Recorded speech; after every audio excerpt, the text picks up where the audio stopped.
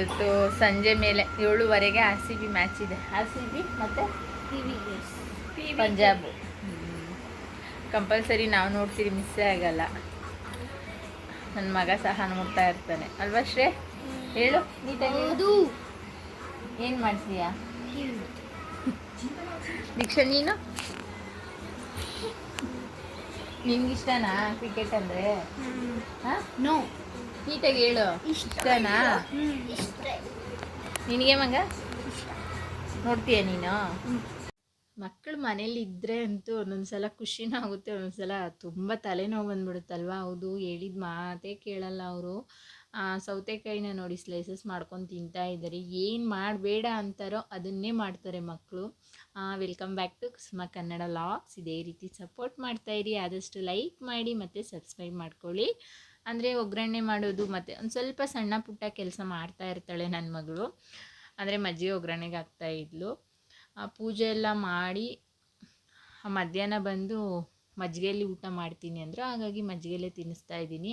ಅವನು ಡ್ರಾಯಿಂಗ್ ಮಾಡ್ಕೊಂಡಿದ್ದ. ಅಂದರೆ ಡ್ರಾಯಿಂಗ್ ಅಂದರೆ ಪೇಪರಲ್ಲಿ ಮಾಡಲ್ಲ, ಈ ಜಾಮಿಟ್ರಿ ಬಾಕ್ಸ್ ಎತ್ಕೊಳೋದು, ಇಲ್ಲಿದ್ರೆ ಯಾವುದಾದ್ರೂ ಖಾಲಿ ಬಾಕ್ಸ್ ಎತ್ಕೊಳೋದು, ಅದನ್ನು ಪೇಂಟ್ ಮಾಡ್ತಾ ಇರ್ತಾನೆ. ಇನ್ನೇನು ಮಾಡೋದು, ಅವ್ರಿಗೂ ಟೈಮ್ ಪಾಸ್ ಆಗಬೇಕಲ್ವ. ಇನ್ನು ಸುಮ್ಮನೆ ಬೇಡ ಅಂದರೆ ಕೆಳಗಡೆಗೆ ಹೋಗ್ತಾರೆ. ಸುಮ್ಮನೆ ರೋಡಲ್ಲಿ ಯಾಕೆ ಆಡೋದು ಅಂತೇಳಿ ಸುಮ್ಮನೆ ನಾನು ಬಿಟ್ಬಿಡ್ತೀನಿ. ತುಂಬ ಸಲ ಏನಾದರೂ ಸ್ಟಡಿ ರೂಮಿಂದ ತರ್ತಾನೆ, ಮತ್ತು ಅದನ್ನೇನೆಂದರೆ ನೀಟಾಗಿ ಎತ್ತಿಡಲ್ಲ ಅವನು. ಅದಕ್ಕೆ ಅವಳಿಗೆ ಅಳುನೇ ಬಂದ್ಬಿಡುತ್ತೆ. ಒಂದೊಂದು ಸಲ ಅಂತೂ ಹತ್ಕೊಂಡೇ ಎತ್ತಿಡ್ತಾಳೆ. ಇವನು ಯಾವಾಗಲೂ ಹಿಂಗೆ ಮಾಡೋದು, ಇಲ್ಲಾಂದರೆ ಒಂದೊಂದು ಸಲ ನಾನು ಎತ್ತಿಡ್ತೀನಿ. ಇವತ್ತೇನು ಅಡುಗೆ ಅಮ್ಮ? ಇವತ್ತು ನೀನು ಮಾಡಿದ್ಯಾ ನೋಡು ಆಮ್ಲೆಟು. ಅರ್ಧ ತಿಂದ್ಬಿಟ್ಟಿದ್ದಾರೆ ಹುಡುಗರು ಆಮ್ಲೆಟು. ಮತ್ತು ಮುದ್ದೆ ಮತ್ತು ತರಕಾರಿ ಎಲ್ಲ ಹಾಕಿ ಬೇಳೆ ಸಾರು ಮಾಡಿದ್ದೀನಿ. ಮತ್ತು ಅನ್ನ. ಇವತ್ತಿಂದ ಅಡುಗೆ ಇಷ್ಟೆ. ನೀವೆಲ್ಲ ಏನೇನು ಮಾಡಿದ್ದೀರಾ ಅಂತ ನನಗೆ ಕಾಮೆಂಟಲ್ಲಿ. ಸ್ವಲ್ಪ ತುಪ್ಪ ಕೇಳ್ತಾನೆ, ಸ್ವಲ್ಪ ತುಪ್ಪ ಹಾಕ್ತೀನಿ. ನಿಂಗೆ ಬೇಕಾ? ಹಾಕ್ಲಾ? ಅನ್ನಗೆ ಸರಿ.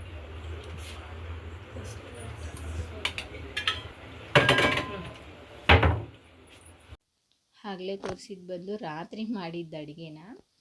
ಬೆಳಗ್ಗೆ ಬಂದು ಪೂರಿ ಮಾಡಿದ್ದೆ, ಕಡಲೆಕಾಳು ಮಸಾಲೆ ಸಾಂಬಾರು. ಅದೇ ಸಾಂಬಾರಿಗೆ ಅನ್ನ ಮಾಡಿದ್ದೆ. ಮಕ್ಕಳು ಬಂದು ಮಜ್ಜಿಗೆಯಲ್ಲಿ ತಿಂತೀನಿ ಅಂತ ಹೇಳ್ತಾಯಿದ್ರು. ಹಾಗಾಗಿ ನನ್ನ ಮಗಳು ಮಜ್ಜಿಗೆ ಒಗ್ಗರಣೆ ಹಾಕ್ತಾ ಇದ್ದಿದ್ದು.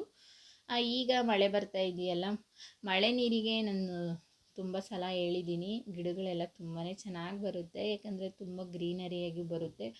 ಮತ್ತು ಇನ್ನೊಂದೇನೆಂದರೆ ಹೂವು ಸೀಸನ್ ಇಲ್ಲ ಅಂದಾಗ ಗುಲಾಬಿ ಗಿಡ ಮತ್ತು ದಾಸವಾಳ ಗಿಡಗಳನ್ನ ಕಟ್ ಮಾಡಿ ಇನ್ನೂ ಚೆನ್ನಾಗಿ ಬರುತ್ತೆ. ಹೂವುಗಳು ಆಗಿರ್ಬೋದು, ಇಲ್ಲಾಂದರೆ ಗಿಡಗಳು ಬೆಳವಣಿಗೆ ಆಗಿರ್ಬೋದು, ಚೆನ್ನಾಗಾಗುತ್ತೆ. ಈಗ ಬಂದು ನಾನು ಕಳಶಕ್ಕೆ ಎಲೆ ಇಡಬೇಕು. ವೀಳ್ಯದೆಲೆ ನನಗೆ ಎಲ್ಲೂ ಸಿಗಲಿಲ್ಲ. ಹಾಗಾಗಿ ನಾನು ಬಂದು ಆ ಗಿಡದಲ್ಲೇನು ಅಂದರೆ ನಾಟಿ ವೀಳ್ಯದೆಲೆನೂ ಸಹ ಇದೆ, ಫಾರಮ್ ವೀಳ್ಯದೆಲೆ ಸಹ ಇದೆ. ಆದರೆ ಅದರಲ್ಲಿ ಇನ್ನೂ ಅಂದರೆ ಗಿಡದ ತುಂಬ ಎಲೆ ಇದ್ದರೆ ಕಟ್ ಮಾಡಿದ್ರೆ ಚೆನ್ನಾಗಿ ಗ್ರೋ ಆಗುತ್ತೆ. ಇನ್ನೂ ಅದು ಚಿಕ್ಕ ಗಿಡ ಅಲ್ವಾ, ಇನ್ನೂ ಈಗ ಬೆಳೀತಾ ಇದೆ. ಏನಂದರೆ ಫಾಟಲ್ಲಿ ನಾವು ಯಾವುದೇ ಗಿಡ ಆಗಿರ್ಬೋದು ಅಷ್ಟೊಂದು ಚೆನ್ನಾಗಿ ಅಂದರೆ ಚೆನ್ನಾಗಿ ಗಿಡಗಳಿರುತ್ತೆ, ದೊಡ್ಡದಾಗಂತೂ ಆಗಲ್ಲ. ನಾವು ಕೆಳಗಡೆ ಹಾಕಿದ್ರೆ ಗಿಡಗಳು ತುಂಬ ದೊಡ್ಡದಾಗಿ ಬೆಳೆಯೋದು. ಈಗ ನೋಡಿ, ವೀಳ್ಯದೆಲೆ ಏನಾದರೂ ಕೆಳಗಡೆ ಹಾಕಿದರೆ ಇಷ್ಟೊತ್ತಿಗೆ ಮೇಲೆವರೆಗೂ ಹಬ್ಕೊಂಡು ಹೋಗ್ತಾಯಿತ್ತು. ಏನು ಮಾಡೋದು, ಜಾಗ ಇಲ್ಲ ಅಂದರೆ ನಾವು ಫಾಟಲ್ಲೇ ಹಾಕ್ಕೋಬೇಕು. ನಮಗೆ ಯಾವ್ಯಾವ ಗಿಡ ಇಷ್ಟ ಆಗುತ್ತೋ ಆ ಗಿಡಗಳನ್ನೆಲ್ಲ ನಾವು ಫಾಟಲ್ಲೇ ಹಾಕ್ಕೋಬೇಕಲ್ವ. ಮತ್ತು ಇನ್ನೊಂದೇನೆಂದರೆ ಮಾವಿನ ಎಲೆ ಇಟ್ಟರೂ ಕಲಶಕ್ಕೆ ತುಂಬ ಚೆನ್ನಾಗಿ ಕಾಣಿಸುತ್ತಲ್ವ. ಹೌದು, ಮಾವಿನ ಎಲೆ ಮತ್ತು ದಾಸವಾಳ ಎಲೆ ಮತ್ತು ವೀಳ್ಯದೆಲೆ ಈ 3 ಎಲೆಗಳನ್ನು ಸಹ ಇಡ್ತಾರೆ. ಮಾವಿನ ಎಲೆನೂ ಅಷ್ಟೇ ನನಗೆ ಸಿಗಲ್ಲ ಇಲ್ಲೆಲ್ಲೂ. ಹಾಗಾಗಿ ನಾನು ದಾಸವಾಳ ಎಲೆನೇ ಕಿತ್ಕೊತಾ ಇದ್ದೀನಿ.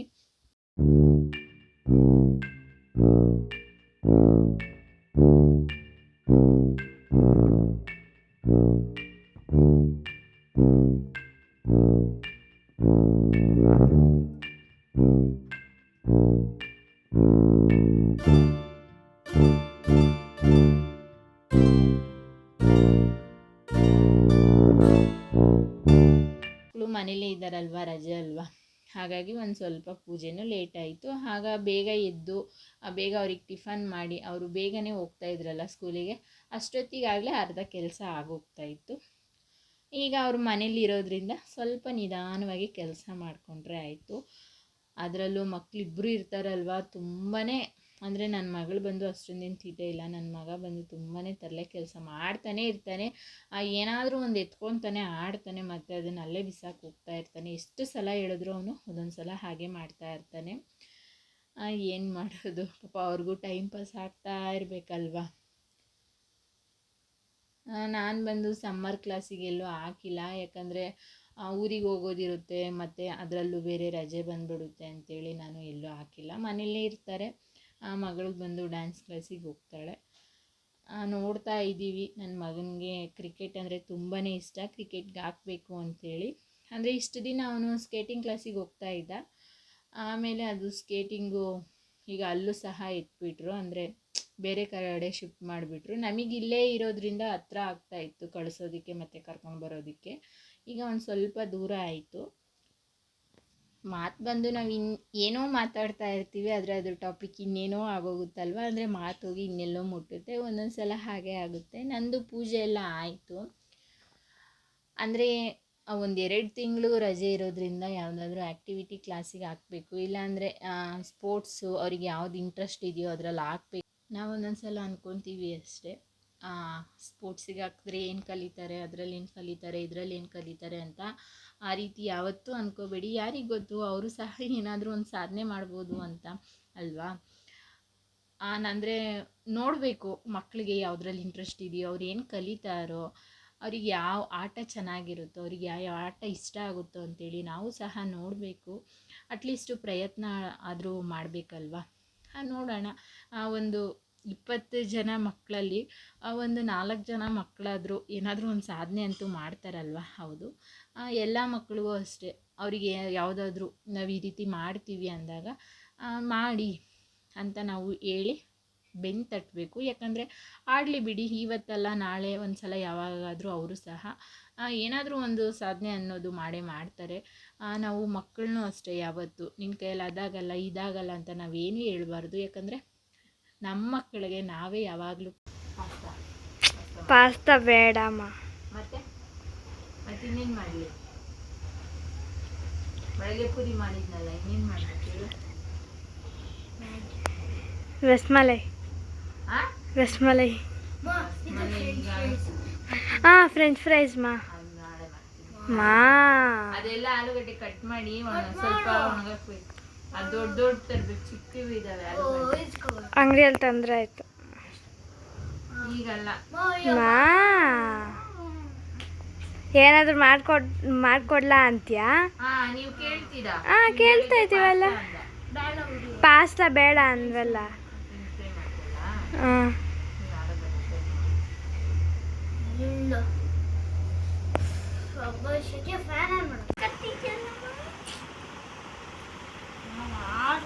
ಮಾಡ್ತೀನಿ ತಡಿ, ಇದು ಸ್ವಲ್ಪ ಹೂವು ಕಟ್ಟಿ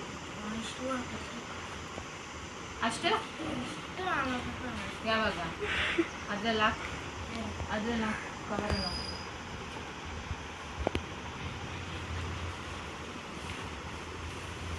ಇದೇ ಮಾಡಿ. ಸ್ವಲ್ಪ ಕೊಡು, ಇನ್ನೊಂದು ಸ್ವಲ್ಪ ಕೊಡು ಮಗ, ಮಾಡ್ಕೊಡ್ತೀನಿ ಕೊಡಿ. ಆಮೇಲೆ ಕಟ್ಟಕ್ಕಾಗಲ್ಲ, ಹಾಕಿ ಬೇಗ ಹಾಕು, ಸ್ವಲ್ಪ ಹಾಕು, ಚೆಲ್ಬೇಡ ಹಂಗಲ್ಲ, ಹಾಕು. ಅರ್ಧ ಹೂವು ಅಂತೂ ಕಟ್ಟೋದಕ್ಕೆ ಬಿಡಲಿಲ್ಲ, ಒಂದು ಸ್ವಲ್ಪ ಹೂವು ಕಟ್ಟಿದ್ದೆ ಅಷ್ಟೇ. ಅವ್ರು ಏನಾದರೂ ಬೇಕು ಅಂದಮೇಲೆ ಅದನ್ನು ಮಾಡಿಕೊಡ್ಬೇಕು. ಒಂದೊಂದು ಸಲ ಹಾಗೆ ತುಂಬಾ ಹಠ ಹಿಡಿದ್ಬಿಡ್ತಾರೆ ಮಕ್ಕಳು.